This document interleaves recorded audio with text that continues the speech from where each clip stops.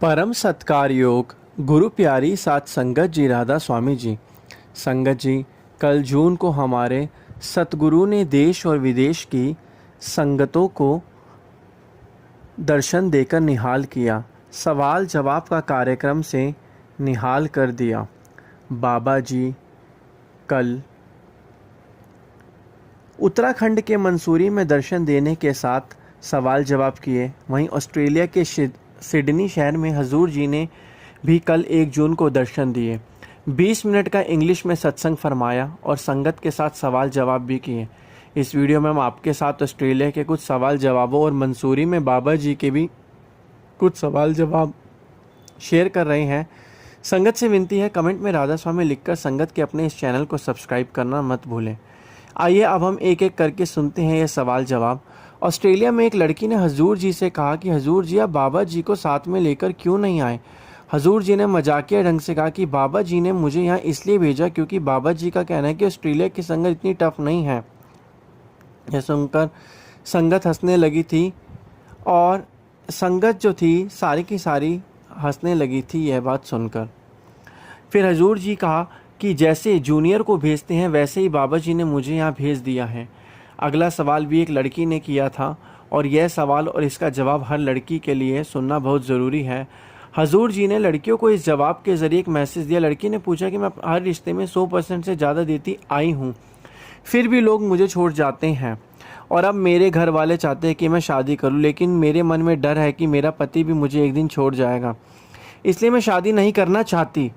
हजूर ने कहा कि नेगेटिव सोच के साथ हम आगे नहीं बढ़ पाएंगे, उल्टा पीछे हो जाएंगे। हजूर ने सलाह दी कि आप पॉजिटिव सोच के साथ सोच समझकर शादी का फैसला लीजिए। फिर एक लड़के ने हजूर से कहा कि हजूर जी, मैं शादी तो करना चाहता हूँ, लेकिन इंडियन लड़की से नहीं बल्कि रशियन लड़की से शादी करना चाहता है। सुनकर संगत बहुत ज़्यादा हंसी थी। फिर हजूर ने भी मजाकिया ढंग से जवाब दिया कि बाबा जी कई बार कह चुके कि शादी एक ऐसा लड्डू है जिसको खाने वाला भी पछताता और ना खाने वाला भी। जब दोनों सूरतों में पछताना ही है तो फिर शादी करके ही पछता लेना चाहिए। यह सुनकर संगत फिर से बहुत हंसने लगी थी। फिर हजूर ने यह भी कहा कि बाहर वाली से तो करोगे तो पता चलेगा, इससे अच्छा है कि इंडियन से ही शादी कर लो। संगत जी, आइए अब बाबा जी के मंसूरी के सवाल जवाब सुनते हैं जो कल 1 जून को हुए। एक लड़की ने बाबा जी से पूछा कि बाबा जी, आपकी मूछें एकदम कड़क क्यों रहती हैं। इस सवाल पर सारी संगत बहुत हंसी और सवाल जवाब सुनकर संगत और भी हंसी थी। बाबा जी ने जवाब दिया, मैं अपनी उंगली को स्विच में डालकर स्विच ऑन कर देता हूँ, करंट से मेरी मूछें कड़क हो जाती हैं। अब इन्हीं मूछों पर टांग कर आप सबको सचखंड ले जाऊंगा। इस जवाब पर संगत बहुत ज़्यादा हंसी थी। फिर किसी ने बाबा जी से चिंता के ऊपर सवाल किया कि हम खुद को चिंता और डर से कैसे दूर रखें। बाबा जी ने समय कि बेटा, इंसान जब से आया है तब से अपने आज को सोचने के बजाय आने वाले कल को सोचता है और इस सोच में अपना आज भी खराब कर लेता है। बाबा जी बोले, जो होना है वो हमारी चिंता के बिना भी होना है। हम कुछ नहीं कर सकते, हमें तो बस मालिक की रज़ा में खुश रहना है। फिर एक भाई ने बड़े ही नम्र भाव से बाबा जी से कहा, बाबा जी, आज मेरे नामदान को पूरा 1 साल हो गया है। इस 1 साल में आपकी रहमत और कृपा को मैं हर दिन महसूस करता रहा, इसके लिए दिल से ज़्यादा धन्यवाद। फिर उसने पूछा, बाबा जी, परमार्थ की किताब में लिखा है कि जब अभ्यासी निरंतर अभ्यास करता है तो एक दिन वो एक किले तक पहुंचकर उस किले का शासक बन जाता है, इसका क्या मतलब। बाबा जी ने मुस्कुराकर जवाब दिया, बेटा, उस किले तक पहुंचना परमार्थ की राह का एक ऐसा मोड़ होता है जहाँ साधक का मन अब उसे नहीं चलाता बल्कि अपने मन का मालिक बन जाता है। मन अब नियंत्रण में आ जाता है। जो पहले हमें दुनिया की तरफ खींचता था अब वो खुद हमारी बात मानने लगता है। बस वही पल होता है जब हम सच्चे अर्थों में अपने भीतर के शासक बनते हैं। फिर एक और भाई ने थोड़ा हिचकिचाते हुए पूछा, बाबा जी, क्या आप मेरी आवाज़ सुन पा रहे हैं। बाबा जी ने सहजता से कहा, हाँ बेटा, बिल्कुल, आप निसंकोच अपना सवाल पूछो। वो भाई कुछ भावुक हो गया और बोला, बाबा जी, पहले जब मैं भजन सिमरन करता था तो ऐसा लगता था जैसे आप मेरे साथ हो, पर अब तो एहसास नहीं होता, जैसे आपकी मौजूदगी महसूस नहीं हो रही।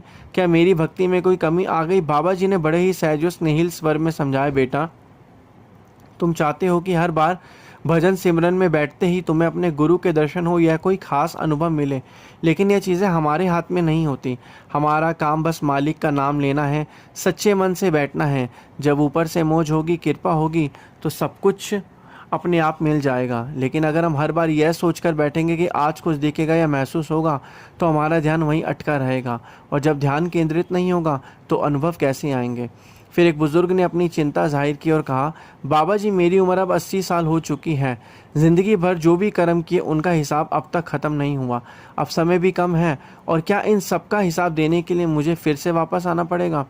बाबा जी ने बड़ी सहजता से उत्तर दिया, बेटा, जब हम अगले जन्म या पिछले जन्म की सोच में उलझते हैं तो जो वर्तमान जन्म मिला है उसका भी सही उपयोग नहीं कर पाते। यह पल, यह सांस जो अभी है, इसी में मालिक को याद करो। बाकी क्या होगा, कैसे होगा, उनकी चिंता छोड़ दो। मालिक जानता है क्या देना है और कब देना है। हमारा फर्ज बस भजन सिमरन करना है, बाकी सब उसी की मर्जी पर छोड़ दो। फिर एक बहन ने अपनी जिज्ञासा रखी और कहा, बाबा जी, मैं पिछले 12 सालों से नियमित रूप से भजन सिमरन कर रही हूँ, लेकिन अब तक कोई भीतर अनुभव नहीं हुआ, ना कोई प्रकाश, ना ध्वनि। तो मुझे कैसे पता चले कि मेरे कर्म कट रहे हैं या नहीं? बाबा जी मुस्कुराए और बोले, बेटा, अभी अभी थोड़ी देर पहले ही तो मैंने विनती की थी कि हमें सोचने में नहीं पड़ना कि क्या होगा क्या नहीं होगा। जब तुम बैठती हो वो ही काफ़ी है, बाकी सब उसकी मर्जी पर छोड़ दो। खुद को खाली रखो और बैठो। नतीजों की चिंता छोड़ दो। मालिक ने जब देना है तब हमारे सोचने और मांगने के बिना भी दे देना है। हमारे हाथ में प्रयास करना है और हमें प्रयास जारी रखना है। फिर एक भाई ने विनती की, बाबा जी, हम यही प्रार्थना करते हैं कि आप हमें सेवा, सत्संग और सिमरन से हमेशा जोड़े रखें, हम पर अपनी रहमत बनाए रखें। बाबा जी ने मुस्कुराते हुए कहा, बेटा, सोच तो बहुत सुंदर है और सोच अच्छी भी चाहिए, लेकिन जब तक हम उस सोच को अपने कर्मों में नहीं डालते तब तक सिर्फ मन में चाह रखने से जो है कुछ नहीं होगा। क्योंकि हम सोचते ज़्यादा रहेंगे और कर्म नहीं करेंगे तो उसका भी कोई फ़ायदा नहीं है। सिर्फ मन में चाह रखने से कुछ नहीं बदलता, केवल प्रार्थना करने से कुछ नहीं होता। जब तक हम सेवा और सिमरन को अपने आचरण में नहीं लाते तब तक परिवर्तन कैसे आएगा? फिर उसी भाई ने अगला सवाल किया कि बाबा जी, ताकत तो आपको ही देनी होगी ना? बाबा जी ने बड़ी विनम्रता से जवाब दिया, बेटा, मैं कोई मालिक नहीं हूँ, मैं ताकत कैसे दे सकता हूँ? वो शक्ति तुम्हारे अंदर ही है। तुम्हें ही मेहनत करनी होगी। जब तुम आगे बढ़ोगे, लगन से प्रयास करोगे, तभी रास्ते खुलेंगे। भाई और भी भावुक हो गए और बोला, बाबा जी, मुझे तो बस आपके चरणों में ही रहना है। बाबा जी ने बहुत प्यार से उत्तर दिया, बेटा, मैंने पहले भी कहा है, मैं कोई मालिक नहीं हूँ। मालिक तो ऊपर वाला है। इस राह में ना कोई ऊंचा है ना कोई नीचा, सबको साथ मिलकर चलना है। परमार्थ की यही खूबसूरती है, सब साथ एक परिवार की तरह आगे बढ़े। फिर एक बहन ने पूछा, बाबा जी, मैं रोज़ भजन सिमरन करती हूँ, कभी कभी थोड़ा प्रकाश भी दिखता है, लेकिन फिर आगे नहीं बढ़ पाती। ऐसा लगता है जैसे सब यहीं तक सीमित है। इससे आगे मैं कैसे बढ़ सकती हूँ? बाबा जी ने गहराई से मुस्कुराते हुए समझाया, बेटा, हमें परख नहीं करनी चाहिए। यह राह भरोसे की है, शर्तों की नहीं। जब मालिक को लगेगा अब तुम्हारी तैयारी पूरी है, तब वो खुद तुम्हें वो रूहानी सौगात देगा। हमारा काम है बैठना, मालिक की मर्जी में रहना और पूरी श्रद्धा से प्रयास करना, बाकी सब उसकी रहमत है। फिर एक भाई ने बड़े सरल भाव से बाबा जी से पूछा, बाबा जी, हम सबको अच्छाई और बुराई का फ़र्क पता है, फिर भी कई बार मन पर काबू नहीं रह पाता और हम जाने अनजाने में गलत दिशा की ओर बढ़ने लगते हैं। ऐसे में हम क्या करें? बाबा जी ने बहुत शांत स्वर में उत्तर दिया, बेटा, जब किसी को सही गलत का ज्ञान ना हो तब उसकी गलती अनजाने में मानी जाती है, लेकिन जब कोई आत्मिक मार्ग पर चल रहा हो और फिर भी वह गलती करे तो उसकी जिम्मेदारी नहीं कहीं ज़्यादा हो जाती है, और जब जिम्मेदारी ज़्यादा हो तो हिसाब भी उतना ही गहरा देना पड़ता है। इसके बाद एक और भाई ने अपनी बात रखी, बाबा जी, मैं पूरी कोशिश करता हूँ कि रोज़ भजन सिमरन पर पूरा करूँ, लेकिन हर बार किसी न किसी वजह से रह जाता है। बाबा जी ने मुस्कुराते कहा, बेटा, जो चीज़ आसानी से मिल जाए उसकी कदर कौन करता है? जब तुम्हारी मेहनत के बाद भी फल नहीं मिल रहा तो समझो मालिक तुम्हें और गहराई से मेहनत करवाना चाहता है। तुम्हारा काम है लगातार कोशिश करते रहना, बिना थके, बिना गिनती किए, बस मेहनत करना। फिर किसी ने पूछा, बाबा जी, मैं एक बार सुना कि एक सत्संग से जुड़े इंसान को जब अस्पताल में भर्ती किया गया तो उसकी तबीयत बहुत नाजुक थी और उसे ठीक करने के लिए किसी ने उसे 4 अंडे खिला दिए और इसी वजह से उसे इस धरती पर फिर से जन्म लेना पड़ा। क्या यह बात सच है? बाबा जी ने बड़ी सहजता कहा, बेटा, यह घटना प्रतीक के तौर पर समझाई गई थी। बात कुछ यूँ थी कि एक आदमी मृत्यु के करीब था और कहने लगा कि मेरे गुरु मुझे लेने आ गए। तभी किसी ने उसके मुंह में अंडा डाल दिया। तब जब उसका अंत समय आया तो उसने गुरु ने कहा, अब तुमने अंडे खा लिए, इस कर्म का हिसाब पूरा करके ही मेरे साथ चल पाओगे। यह एक उदाहरण है जो समझाने के लिए बताया गया था कि बाबा जी ने फिर पूछा, क्या तुम इसी बात की ओर इशारा कर रहे थे? भाई ने कहा, हाँ बाबा जी, मैं वही किस्सा समझना चाह रहा था। उसके बाद उसी भाई ने एक और सवाल किया, बाबा जी, आजकल बहुत सी दवाइयों में जानवरों के अंश होते हैं, तो ऐसे में क्या हमें वो दवा लेनी चाहिए? बाबा जी ने गंभीरता से कहा कि समझाया, बेटा अगर किसी बीमारी में वो दवा बहुत ज़रूरी और इसका कोई विकल्प नहीं, तब मजबूरी में लेना पड़े तो बात अलग है, मगर ऐसा सोचकर मत बैठना कि इसका कोई हिसाब नहीं होगा। हर कर्म का लेखा जोखा है, चाहे वो किसी मजबूरी में किया हो या अपनी इच्छा से किया हो। कोई भी कर्म खाली नहीं जाता। संगत जी, ये कुछ सवाल जवाब थे जो ऑस्ट्रेलिया और मंसूरी में कल हुए थे। तो चलिए आज हम आपको बाबा जी की एक ऐसी बात सुनाते हैं जो ना सिर्फ दिल को छूती है बल्कि सोचने पर भी मजबूर कर देती है। जब बाबा जी ने एक सेवादार की बेटी की जंत्री यानी कि कुंडली मंगवाई थी। यह घटना उस समय की है जब हजूर जी डेरा बयास में अपने ध्यान में लीन थे, और उन्हीं दिनों में डेरे में एक बहुत ही निष्ठावान सेवक हुआ करता था। उसका नाम था बलवान सिंह। उनका समर्पण ऐसा था कि कोई भी छोटा बड़ा निर्णय बिना हजूर जी की रजामंदी के नहीं लेते थे। उनके जीवन का हर कदम हर सांस जैसे गुरु चरणों में समर्पित था। उस दिन बलवंत सिंह अपनी पत्नी के साथ डेरा पहुंचा था। माहौल बड़ा शांत था। बहुत से श्रद्धालु हजूर जी के दर्शन की प्रतीक्षा कर रहे थे। थोड़ी देर बाद जब हजूर जी ध्यान से बाहर आए तो दोनों हाथ जोड़कर सभी को नमस्कार किया और संगत के बीच आकर बैठ गए। जैसे ही हजूर जी बैठे, संगत अपने अपने प्रश्न उनके चरणों में रखने लगी। कोई अपने व्यापार की उलझने कह रहा था तो कोई आत्मा की शांति के बारे में पूछ रहा था। हजूर जी सबको बड़े प्यार और सहजता से जवाब दे रहे थे। उधर बलवंत सिंह की पत्नी बार बार धीरे से कह रही थी, आप भी हजूर जी से हमारी बेटी की शादी की तारीख के बारे में पूछो ना, लड़के वालों को जवाब देना है। लेकिन बलवंत सिंह थोड़े संकोच में थे। वो जानते थे कि हजूर जी हमेशा इन संसारिक बातों से ऊपर उठने की सीख देते हैं। फिर भी जब जीवन के ऐसे मोड़ आते हैं तो हम इंसान बार बार उन्हीं संसारिक सवालों में उलझ जाते हैं। अंत में जब बलवंत सिंह ने कुछ नहीं कहा तो उसकी पत्नी खुद ही हिम्मत करके आगे बढ़ी और बड़े आदर से बोली, सच्चे पातशाह, हमारी बेटी की शादी की तारीख तय करनी है।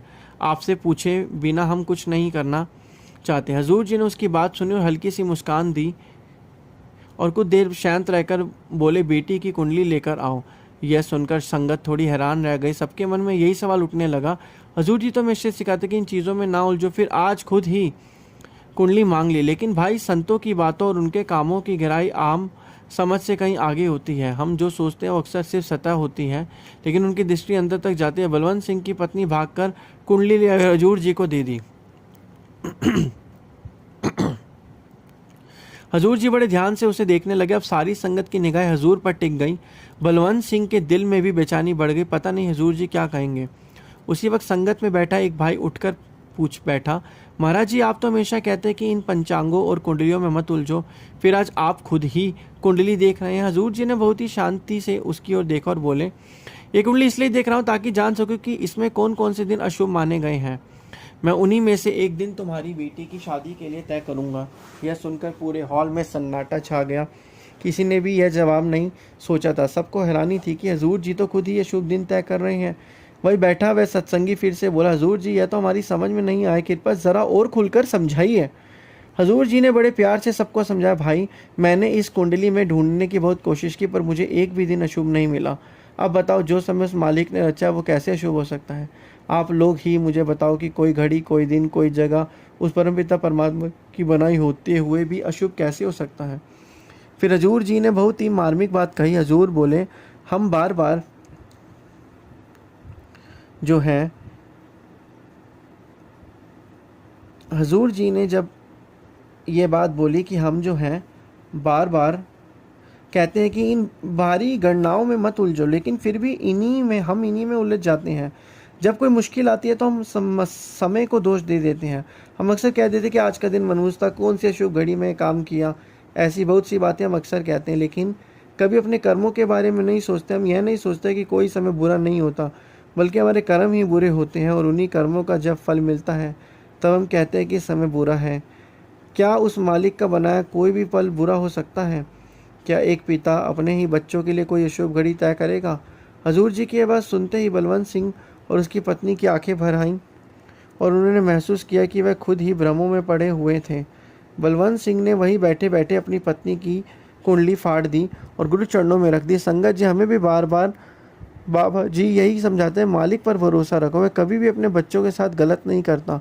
अगर कुछ होता है तो हमारे ही कर्मों का फल होता है, मगर हम दोष घड़ी, तारीख और नक्षत्र को दे देते हैं और यहीं से हमारी रूहानी कमज़ोरी शुरू होती है। यह सच बात तो यह है कि जो कुछ भी हो रहा है वह हमारे किए हुए का हिसाब है। समय को कोसने से कुछ नहीं बदलेगा। हमें तो बस शुक्रगुजार होना है, उस मालिक की रज़ा में रहना है। वही समय किसी एक के लिए बहुत फ़ायदे का होता है और वही समय दूसरे के लिए बुरा बन जाता है। यह सब समय का नहीं बल्कि कर्मों का दोष है। संगत जी, इसी भावना के साथ आज हम आपसे विदा लेते हैं और कमेंट में राधा स्वामी लिखना ना भूलें। गुरु प्यारी साथ संगत जी, राधा स्वामी जी।